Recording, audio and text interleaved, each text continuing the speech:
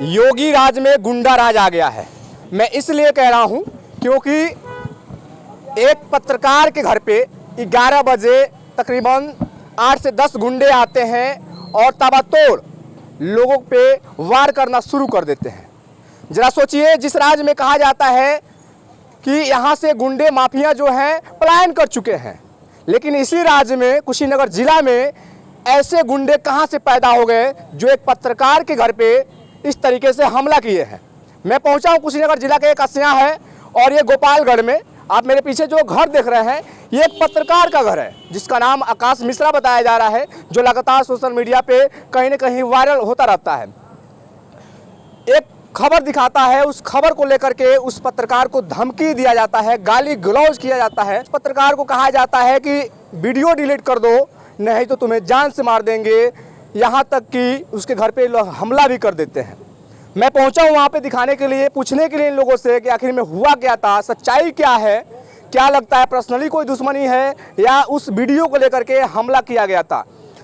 उनके पिताजी यहाँ मौजूद हैं, इनसे हम जान लेते हैं। क्या नाम है चाचा आपका? शारदा मिश्रा। शारदा मिश्रा जी, अच्छा ये बताइए, आपके घर पे रात में जो हमला हुआ था किनके द्वारा हमला कराया गया था? ये हमला कराया गया था एक धुरिया का है, क्या नाम है, भोला राय। अच्छा, उसी ने हमला कराया था, अपना गाड़ी लेकर वहाँ गाड़ी लगाया था। हाँ। और वहाँ से 10-12 लोग को भेजा। उसके बाद हम तुरंत हमारे घर पर आकर देखिए सब ईटा पत्थर से मार कर सब तोड़े हैं। सब यहाँ हाकी उकी से सब फट्टा उट्टा उसी का है। हाँ। तो हम 100 नंबर गाड़ी को फ़ोन किए, 112 फ़ोन किए। हाँ। तुरंत वो 112 गाड़ी आई। उसके बाद वो आने के बाद वो सब भाग गए। अब भागने के बाद जैसे 112 की गाड़ी चली गई तुरंत वो सब आए। अभी हम फाटक बंद ही कर रहे थे तो घेर के हमको अंदर जाकर मारना शुरू कर दिए। और इतने में देखिए फट्टे से मारे कि इतना मारे हैं कि ये जो दिखाइए, इनके चोट को दिखाइए किस तरीके से मारे हैं सब, कि इनकी पूरे यहाँ हाथ पे खरोच आया है और काफ़ी हमें लग रहा है यहाँ मारे हैं सब। और यहाँ देखिए पूरा सब फट गया। कान पे दिखाइए, इनके यहाँ भी चोट लगा है और कान भी फटा हुआ है। कान दिखा दीजिए, देखिए कान भी फटा हुआ है। अब सोचिए किस तरीके से वो गुंडे इनके ऊपर वार किए हैं, कितना चोट लगा हुआ है। अच्छा ये बताइए, कितने बजे का ये घटना है? 11 बजे का। 11 बजे रात में का घटना? हाँ, 11 बजे रात का। तो पुलिस प्रशासन जब आई तो उन लोगों ने कुछ नहीं किया? पुलिस को जाने के बाद से हमला हुआ? हाँ, पुलिस जैसे गई जैसे लोग सब आए हमको मारना शुरू कर दिए। हम बताइए, हम क्या जानते हैं सब बारे में, हमको तो जानकारी नहीं था। और ताबड़तोड़ इसी यही फटा देखिए, इसी फटा था और यहाँ की था, यहाँ की टूट गया और फटा टूट गया। इतने बुरी तरह से मारे हैं सब। चलिए अब हम उस पत्रकार से ही बात कर लेते हैं कि सच्चाई क्या है, क्यों इस तरीके से आपके घर पे वार किया गया था। हमारे साथ मौजूद हैं आकाश मिश्रा। क्या कुछ हुआ था, किस वजह से लोगों ने आपके घर पे वार किया? कहीं ना कहीं कुशीनगर जिले में एक मुहिम चलाई जा रही है जीरो टॉलरेंस की, यानी कि गुंडा मुक्त बनाने की। धवल जायसवाल जी लगातार अपने हर अभियान में कहते हैं कि हम अपने जनपद से गुंडों को भगा देंगे। लेकिन कहीं ना कहीं सवाल यह भी उठता है प्रशासन पे भी और इस क्षेत्र की सरकार से भी, और कहीं ना कहीं फैलाया है। फायरिंग कौन किया है, लगातार पत्थरबाजी पत्रकार के घर पे क्यों हुआ है? अभी कुछ दिनों पहले हमारे प्रदेश के मुख्यमंत्री योगी आदित्यनाथ जी पत्रकारों के लिए एक नया कानून पारित किए हैं, जिसमें कहा गया है कि पत्रकारों के अगर स्वाभिमान को और उसकी सुरक्षा को कोई भी खतरा होता है, तो अगर थानों पर जाने में कोई सुनवाई नहीं होती है तो उस थाने के चौकी इंचार्ज को, उस थाने के थानाध्यक्ष को निलंबित कर दिया जाएगा। लेकिन क्या कितना हम लोग को सही अधिकार मिल पा रहा है, ये मैं पूछना चाहूँगा। तो मेन सवाल ये है कि आपके घर पे हमला ही क्यों हुआ था? हमला इस कारण हुआ था क्योंकि इस सारे जो गुंडे हैं, अप्पू सिंह, भोला राय, सुधांशु ठाकुर, ये इन लोगों के खिलाफ हमने एक खबर चलाया था जो कि धुरिया गांव में आपने देखा भी होगा और सोशल मीडिया पर काफ़ी वायरल भी हुआ था। उस खबर को डिलीट कराने के लिए हमारे बार फ़ोन आ रहे थे कि इस खबर को डिलीट कर दीजिए, डिलीट कर दीजिए।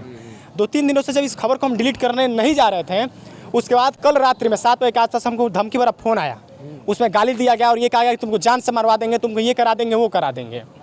उसके बाद जब हमने उस ऑडियो को वायरल कर दिया सारे सोशल मीडिया पे, तो उसके बाद इन लोगों के अंदर खलबली सी मच गई कि अब तो लगता है कि ये हार नहीं मानेगा, ये डर नहीं रहा है। उसके बाद इन लोगों का गिरोह आता है, यहाँ पे देखे होंगे कि गाड़ी खड़ी हुई थी। इन लोग आते हैं, पत्थरबाजी करते हैं, कट्टे से फायरिंग करते हैं और उसके साथ साथ कहीं ना कहीं इन सारे लाठी डंडे और हाकियों से इस घर पे, इस सारी चीज़ों पे, फाटकों पे वार करते हैं। और जो फट्टा आपको दिखाई दे रहा होगा, इसी फट्टे से, जैसा कि जो सुधांशु ठाकुर था, जो भोला राय की वैगनार सफ़ेद कलर की जिसके सारे शीशे ब्लैक थे, उसी से उतरा और लगातार इन पे वार करने लगा।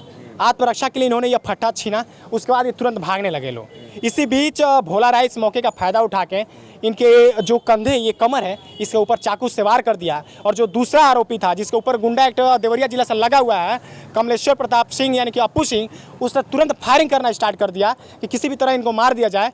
लेकिन इन्होंने किसी भी तरह से अपना जान बचाया और तुरंत अंदर भागे, तब जाके इनका जान बच सका। तो जब ये हमला हुआ था उस समय आप कहाँ पे थे? उस समय हम अपने ऑफिस में थे, जैसा कि कुशीनगर में हमारा ऑफिस बनाया गया है, ऑफिस में हम लोग रहते भी हैं। उस समय सारी टीम हमारी वर्क कर रही थी, तो उसका निरीक्षण कर रहे थे।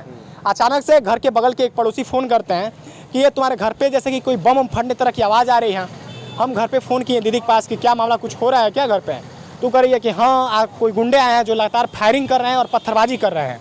हम कहा ठीक है, रुको, प्रशासन को भेजते हैं। प्रशासन को कॉल किया, प्रशासन आई भी, लेकिन उसके बाद वो भाग चुके थे। लेकिन फिर से जेही प्रशासन सारी चीज़ें शांत होता देखी, तो फिर चली गई। और प्रशासन जेही गए, फिर से दोबारा गुट आ गया उनका।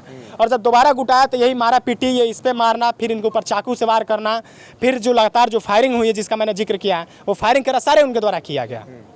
आप तहरीर थाने में दिए हैं कि नहीं दिए? जी, थाने में भी आज हम लोगों ने जाके तहरीर दिया है। क्या कुछ वहाँ से आपको? वहाँ से जो थानाध्यक्ष है कस्या थाना के, उन्होंने ये आश्वासन दिया है कि कार्रवाई होगी और मुकदमा जो है पंजीकृत किया जाएगा। लेकिन कहीं ना कहीं इसमें भी हमको शक लग रहा है कि जिस प्रकार से उसका मनोबल इतना हाई है कि 2 दिन पहले एक परिवार के घर में घुस के 12 बजे रात को ऐसा मनबढ़ई किया था, उसके घर में तोड़ फोड़ किया था और एक तरह से 307 लगने वाला काम किया था, मारने की कोशिश किया था। और 2 दिन भी नहीं बीता, जो पत्रकार खबर चलाया है, जब पत्रकार के घर पे आके ऐसी स्थिति बन सकती है, तो फिर सोचिए कि आम जनता का क्या होगा।